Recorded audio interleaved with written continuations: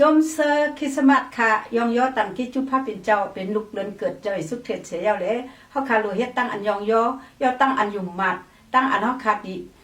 ยองยอมันเจ้าตาเสียมทัดนั่นอยู่ค่ะอ๋อข้าเมืองกลางหาวปูนหางลีจุนไสอาลีนาตั้งอยู่มาตั้งมุงทามองทาตั้งฮักเมตตาสามปาเตอยู่ในอยู่ข้าอ๋อข้ามนางเขาเจ้าอันอยู่มัดลูกพระเป็นเจ้าตั้งเสียงตั้งหลงนั้นตักอำไรฮอดถึงตั้งรู้ตั้งแหลวเลตักไรฮอดอาสาทาราเจ้าพระเป็นเจ้าหักกวนล้อขี่ตั้งหลายต่อถึงฮอดซ้ำป้อจุนเป็ดลูกเจ้าอันมีปลาเหลียวกุยที่มันเจ้านั้นอ๋อข้ามเมเจ้ามาลีเกิดเด้งลูกใจมาเลยเอาตังโคเลี้ยงปุกเอาไว้เอาจังก็ปกติในฮั่นแขกนั่นที่ว่ามีเลเอาชาใส่ไว้กันในกอกวัวกินนั้นอ๋อข้ามในเมืองนั้นมีคนเจออันเล่งทิ้งโซอันมีอยู่กันในเถินแลไปพุงโซตัวเจ้าเก่าอยู่คิงกลางคืนไปพุงโซตัวเจ้าเก่าอยู่คิงกลางคืนนานอ๋อพอไปได้ทำมายิ่งก่อนพระเป็นเจ้าปานตั้งดีอยู่ดีกินวันจมเซอร์กัดเย็นได้สองแห่งไป23คู่ติเซงไก่เอาขาจมเซอร์ลูกวันเกิดเดือนเกิดมันเจ้าเสกามได้สองแห่งไป24คู่ลูกเดือนหนึ่งต่อถึงฮอดลูกเดือน12ให้พระเป็นเจ้าปันตั้งอยู่ดีกินวันจมเซอกูเจ้ากูป้ากูก็ก้นตกขาดสุดต้องส่งเมตตาอยู่ค่ะอ๋ออาเมนมีแต่อันยองยอนามาจือเสียงโปพระเป็นเจ้าอำสุดอำสินในตีขาพี่น้องตั้งไหลเขาเว้ยไม่สุงค้าวันตั้งสุดข้าวใครขอย้อนตั้งนิมตั้งหลีกติโปพระเป็นเจ้าอีเลยสู้เจสู้ตั้งหลีมังละอันมีกติไหนพระเจ้าเยซูกูเจอกูลองนั่นให้มีดีนางการแต่งงานพี่น้องคาเสกามให้มีดีมู่หอนพี่น้องคาเสกามในวันตั้งสุดข้าวค่ะใครตรงตักหนุกสักพี่น้องใครมีเจอหนังไหนคะพี่น้องเขาค่ะ Merry Christmas ลูกเลินไหนเป็นลูกเลินเจ้าเยซูคริสต์เกิดเล่นมาไหนเสียลงเขาไผ่ปอกไผ่ปอดตกไหนเขาด้วยกันในสมัยจำดีเลยเมื่อคิงเจ้าเยซูคริสต์เกิดเล่นมานั่นคนเลี้ยงโซ่ทิ้งโซ่เขาเลี้ยงทิ้งโซ่อยู่นั่นเป็นนักอันกัดหนาเลยเขาก็ว่าขิงกัดนายอ่ะเขาก็ตัดบัดว่าวันที่25ดิเซมเบอร์นั่นให้เฮ็ดวันเกิดให้เฮ็ดวันที่อันมาต้องเจ้าเยซูคริสต์เกิดเล่งมาวันไหนเขาตัดบัดไว้นั่นค่ะอ๋อเป็นวันไหลเป็นเดือนไหลไผก็อำฮู้ค่ะเวกันนะไผอำฮู้สีตาก็เจ้าเยซูคริสต์เกิดเล่งมาเตะค่ะอ๋อเกิดเล่งมาในโลกานั้นบุญตามาให้สร้างบุญตามาเกษชดเอากวนอันมีอาเปียดเนี่ยเขาค่ะก็เลยคู่เลยเงี้ยกะกูขิงกูย้ำค่ะเอาเนาะพี่น้องเขาค่ะปอเสียเสมาเขาห้อมบอกลัดนกกระบัดบอกพระเป็นเจ้านั่นเจ้าเจ้าเยซูเจ้าเยซูเองเนี่ยใกล้ลัดลุยลองเจ้าเยซูค่ะเอาวันมันได้ก็กับขาใครว่าลุยลองเจ้าเยซูค่ะมันมาเกิดในเมืองโลกานั้นมันมาเกิดที่ช้างค่ะมันมาเกิดที่ช้างว่าขัดด้วยกันในคริสต์จอมมาเทกนั้นลง1กันนั้นอ่อน18ถึง21นั่นเข้าขาที่เลยหันด้วยลองเจ้าเยซูคริสต์เกิดเองมาค่ะอ๋อเข้าขาถ่อมจอมกันค่ะลองตั้งอันเจ้าเยซูคำตั้งอันเกิดเล่งมาจำมารีนั่นหมายกันตั้งโยเซฟเลยโจอันไปเตอไปถูกกันนั่นก็เปิดวิ่งยินเจ้าเลยมารีป้าปฏิสันเทมาอ๋อ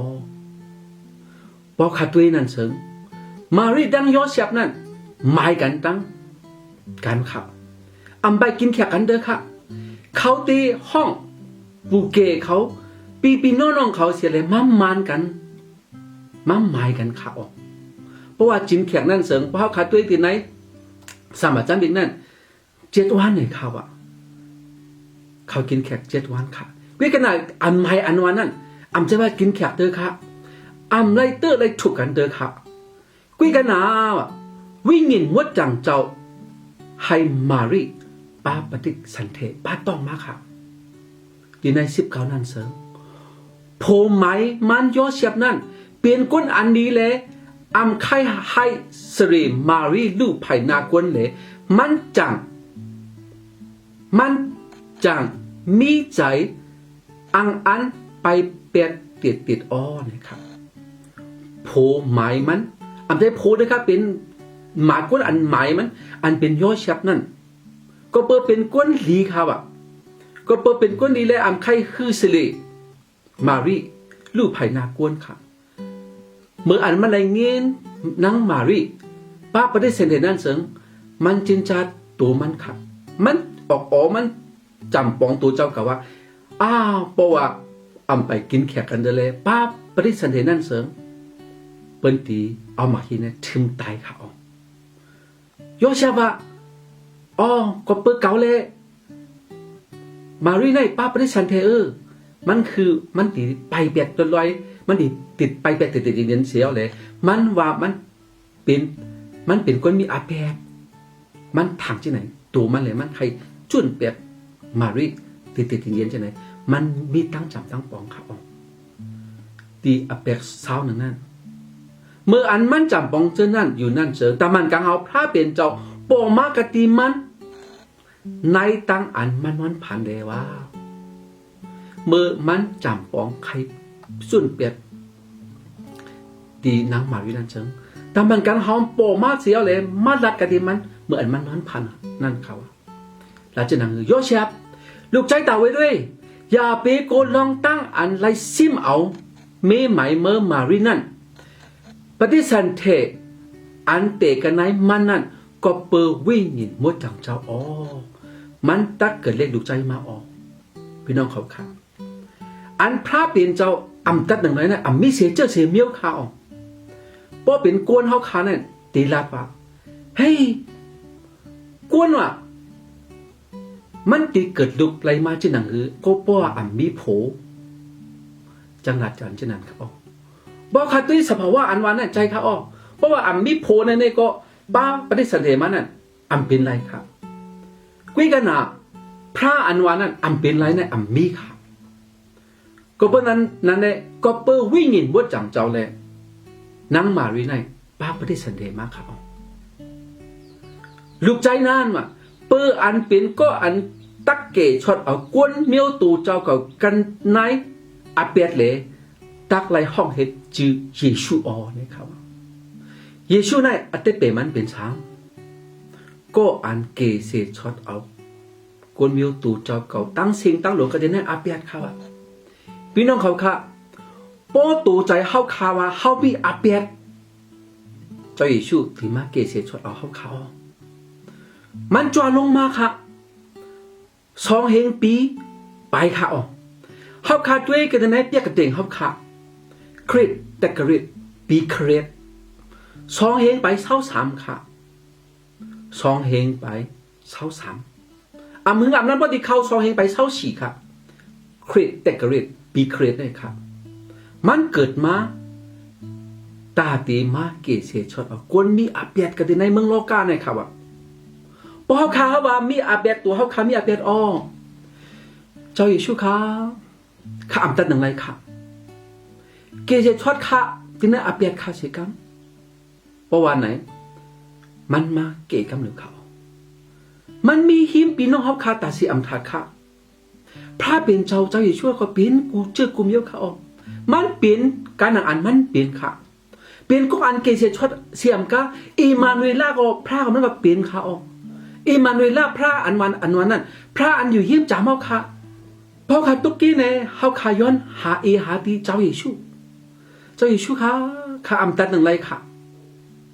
อาเปียดข้ามีน้ำหนาค่ะตู้จิรดข้ามีน้ำหนาค่ะบรอดอาเพชรคาสิกรรมเกเชชดคากันที่ไหนตั้งอันดีกันได้สิครับเกชดคากันที่ไหนตู้เจริญอาเพชรสิกรรมเกชดคากันที่ไหนโมดังไงในสิครับครับมันเป็นก็อันตีมาเกเขาคาเลยเพราะเขาคาหักขำเอามันเพราะเขาคา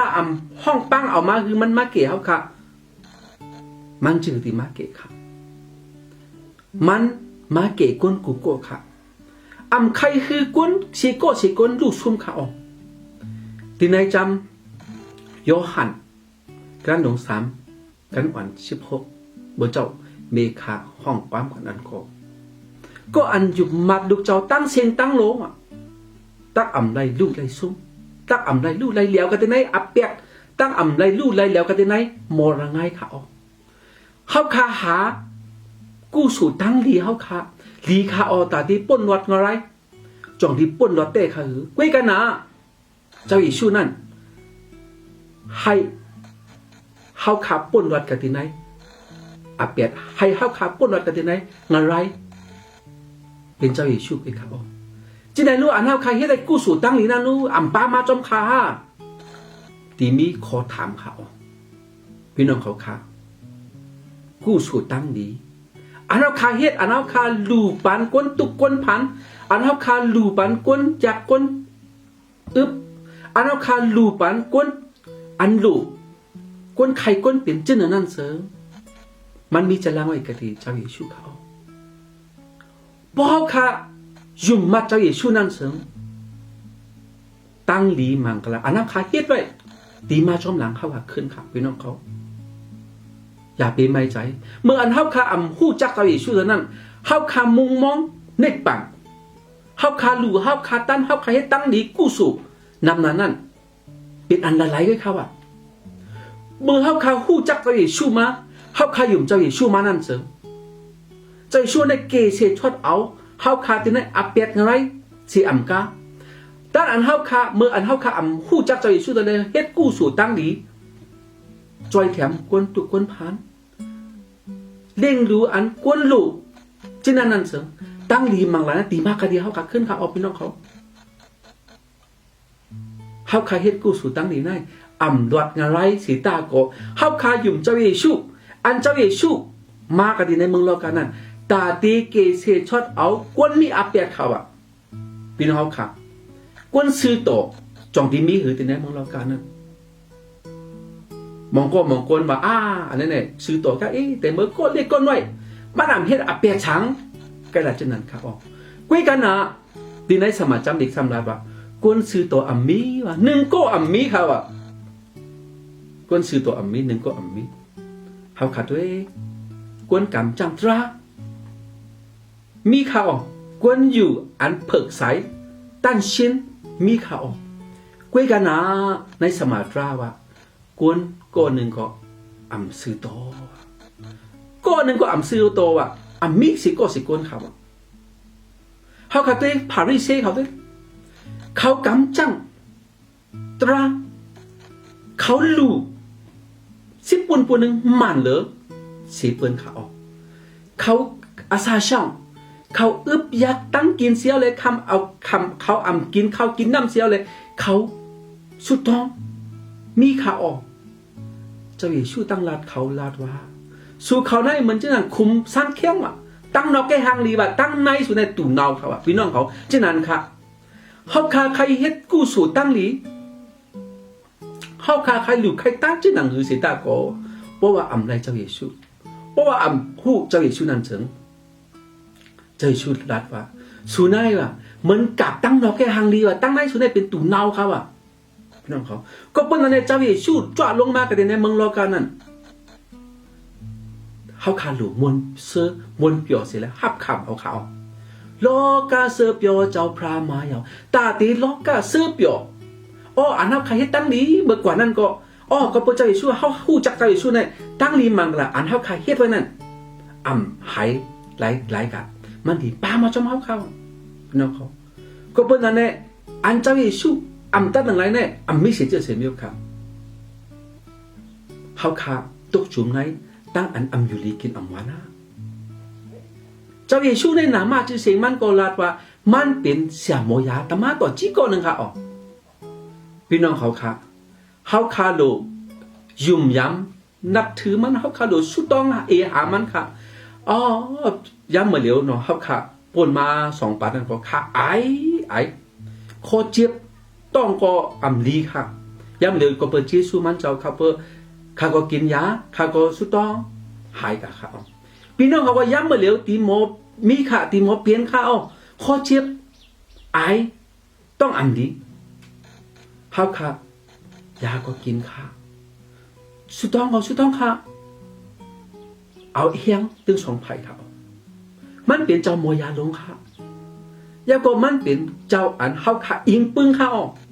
เป็นหมักหินหมักพร้าวค่ะที่อันเฮาค่ะอิงปึ้งโอ้